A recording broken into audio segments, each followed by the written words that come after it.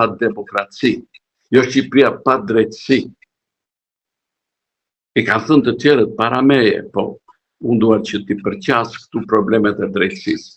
Janë katërfishuar dosjet e shqirtuara, që në moment që filloi reforma Dreshi, për lere më çfarë po bën me opozitën. Opozita sot vuan pasojat e luftës politike që i bëri Edi Rama me George Soros, ato po vuan dhe sot. Po tani për mua opozita, s'ka që të bëj, duhet të luftoj natyrisht, por nuk përmbiset ki. Ki nuk përmbiset, sepse ki ka të gjitha institucionet, a mund të qëndron dhe ki vetë të takon njerë Macronin në njerë. Dhe që të tjetë presidenti Francës Macronin, janë gjikuar, koha i ka gjikuar, si që ka ndodhur edhe me Sarkozy njësot, për lojrat që ka bërë me Kadafin. Në gjykimin tim, këto lora e dyshoj se bën Macroni me këtë, sepse të gjithë dim se që favore biznesi u ka bërë miqve Macronit e në Shqipëri. Sot jemi në kohën e teknologjisë digitale, çdo gjë qarkullon në fraksionin e sekondit. To që dihen shumë mirë. Po shqiptarët tani që ka ardhur barra në kurriz, tani ka filluar është vonë. Pikërisht aty do dilja se zoti Kulla ndoshta, domethënë 35 vite heshtje, edhe faji i shoqërisë që ndoshta prisni që sistemi i drejtësisë, që u thatë pak më lart, të pastronte kasën e vjetër politike. Pastaj një protestë të zgjidhte një lider të ri brenda NATO-s, të zgjidhte gjithçka me fjalim, të rregulloshin institucionet me njëherë, pra mund bëhen për njëherë është gjitha këto kur kaq vite ka pasur heshtje, pra si, nuk e di, si një lotari që mund ta fitosh me njëherë. Shiko, ju po bëni një pyetje që unë nuk e pranoj kështu që do pastroj klasën politike. Këto janë disa manuale që ecin kundra demokracisë. Mu, nga kultura ime që kam krijuar, nga informacionet që kam, edhe nga analizat e qeta që bëj. Klasa politike nuk pastrohet kështu. Është drejtësia ajo që vendos rregull. Nuk e bën të kalosh nga një ekstrem në tjetrin. Çfarë klase politike po? Ai erdhi, ai me këtë mision erdhi. Do fut në burg atë, ai ishte burgu, kauza e tij. Do fut këtë, do fut atë, do fut këtë. Dhe ka krijuar një gjendje sot nuk zgjidhja është kjo, Brezili duhet të luftoj, të konkuroj, po dhe të adresoj pengesën, e mos ta kërkoj tek opozita. Unë nuk kam, u bëhem zënësi të drejtës, s'kam asnjë përfitim nga asnjë pushtet. Unë jam autori 50 librave dhe kam prish një banjo, më falë që po fut këtë detaj, një banjo që kam bërë bibliotekën e dashur. E po, kishë trajtimi që më bën shoqëria mua, kishë trajtimi që po më bën shteti. U jam deri komit dhe ai nuk më jep trajtimin e posaçëm. Pse? Se nuk i do intelektualët. Unë nuk bëj kompromis me askën. Unë e mbroj opozitën sot, nëse do jem një opozitar. I pushteti që do vi, se do ndryshoj, nuk mund do qëndroj kështu gjithmonë, po çuditet bota me këto skandale. Jemi bërë simboli i drogës, i krimit, nuk e mbulon dot askush fjalimet e tij, ato bukurit që ai po shpërndan, sepse edhe te lajua euro që ka ndërtuar Bashkinë e Europës po i shkatrohen. Në plera do po i shkon, së shpejti do të shkojnë në plera. Europa mbron parimet e saj. Nuk do rri përjasisht të mbroj disa politikanë, hiqni dorë nga këto mendime.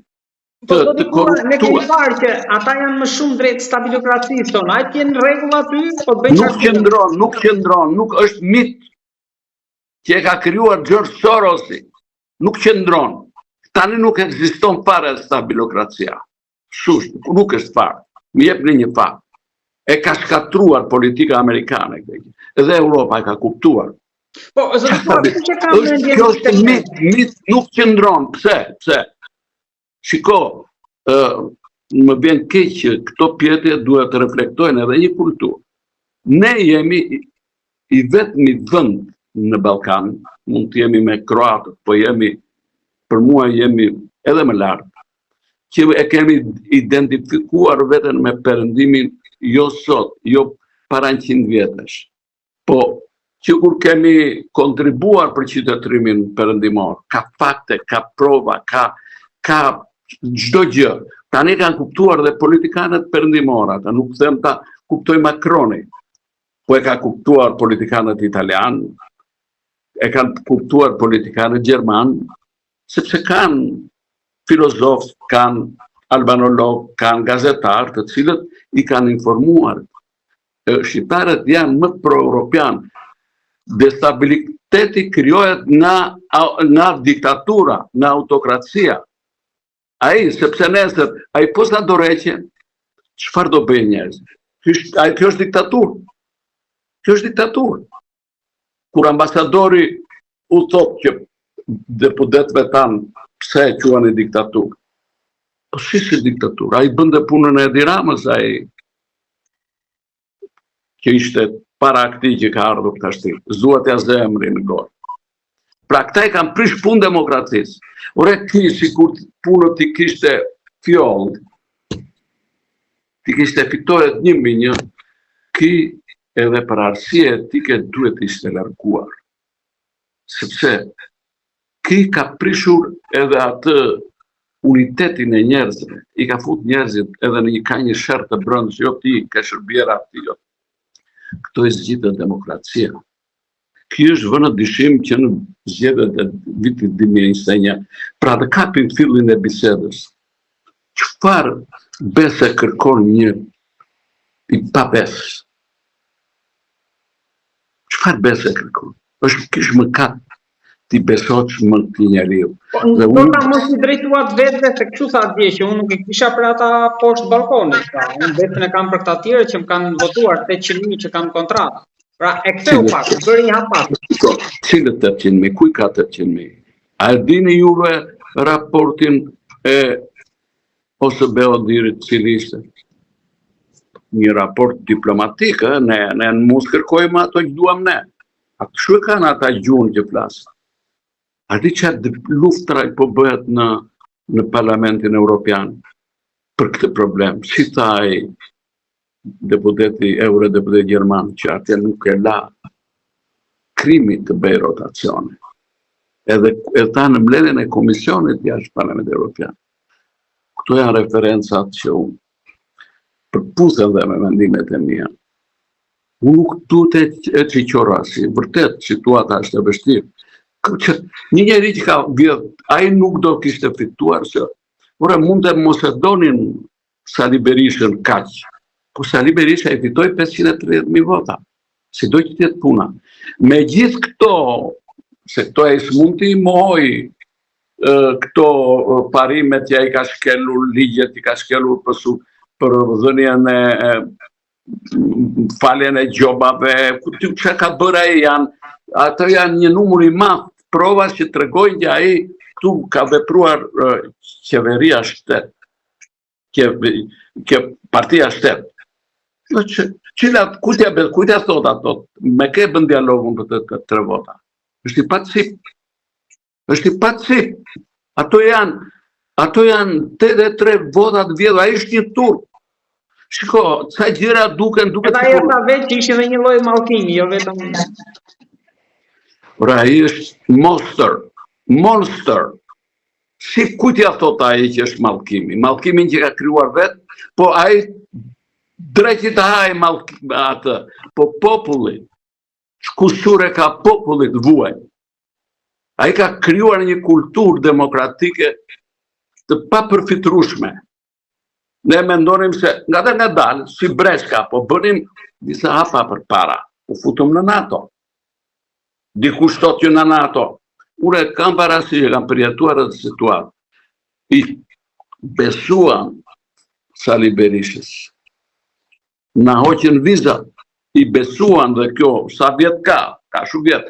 Ai e çoi integrimin me defektet e mëdha të tij, sigurisht, po e çoi në prag. Pse? Sepse pa lobime, pa gjë, se ishte një figurë e besueshme, me karakter të lartë, atë që thoshte po e bënte. Po tani politika, unë po bisedoja para ca ditësh me një politikan dhe po më kërkonte diçka. Edhe u i thash, ore, ju është profesion i vështirë, shumë i vështirë. Është shumë i vështirë. Nuk është kaq i lehtë, se atje nuk janë hajdut të gjithë, ore, mos ta, ka dhe njerëz të ndershëm, ka shumë njerëz të ndershëm. Prandaj, unë këto referenca kam ku gjikoj se edhe shoqëria shqiptare me sforco të madhe po e bën ndryshimin. Duhet kishte fluturuar përballë sjelljes, arrogancës. Ore, ki kërkon të këdhem në njerë besë. Po çfarë i bëri kundërshtarit politik ki? Ki e vrau. Si Macbethi. E vrau me Gonigalin. Ato skena në edim. Përdaj, pse sot nga ku shkon? Ku i merr parat? Pse ka shpellur me VKM shpenzimet e tij për udhime? Kjo është thembra o themeli i demokracisë. Të vërtetat që fshihen, thoshte Nietzsche, do na kthehen në tragjedi të mëdha.